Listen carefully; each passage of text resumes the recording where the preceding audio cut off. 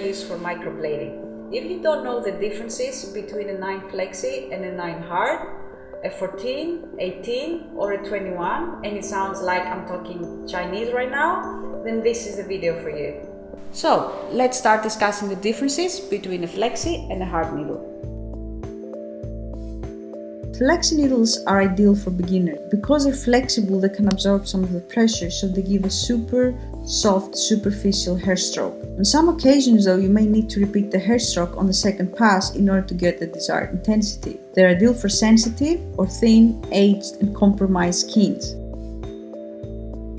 Flexi needles are bound together using a soft leather or a synthetic fabric which gives them the characteristic flexiness. Hard needles, on the other hand, are the divas of the needlework. They're for bold, confident results, and as such should only be used by confident artists. Because there's zero absorption of the soap, they tend to go deeper into the skin with less pressure as they're wrapped with metal. There's no soap absorption, resulting in more definition in your hair stroke. I wouldn't recommend it for sensitive or thin skin, but they're great for thicker and hard skins.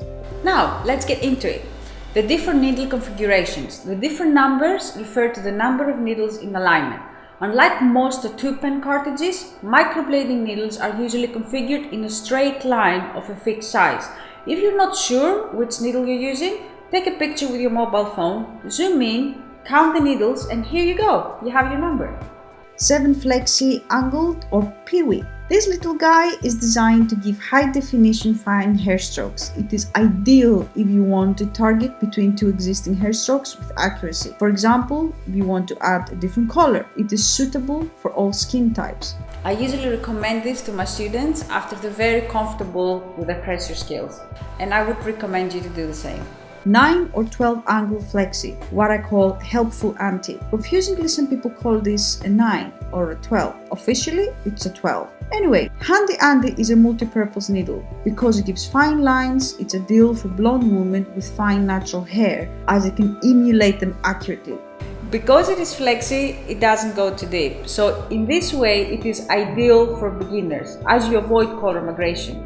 It also gives you the option to repeat the hair stroke with less pressure for a more defined result. 18 to 21 U-shape, Picasso. This is one of my personal favorites. It allows you to create truly stunning results and super fine lines if you know how to use it. Because there is no gap between the needles, it's 18 to 21 super fine needles packed into a small surface area with no gap. The U-shape is great for the inner corner of the eyebrows, as in the inner corner, for great results you need to be able to draw smooth angled curves in a short space. It combines the attributes of a multi-flat needle and a single needle. What do I mean by this? The more vertical you hold the needle, the less needles come into contact with the skin, so it functions as a single needle, allowing you to create tiny curved hair strokes. If you angle the needle, it allows more needles to touch the skin. Thus, it is easier to create a less curved hair stroke. So by using a U-shaped needle, you can create a variety of hair strokes from very curved to straight, all in one needle. Different needles can be used on different parts of the eyebrow for different techniques or effects.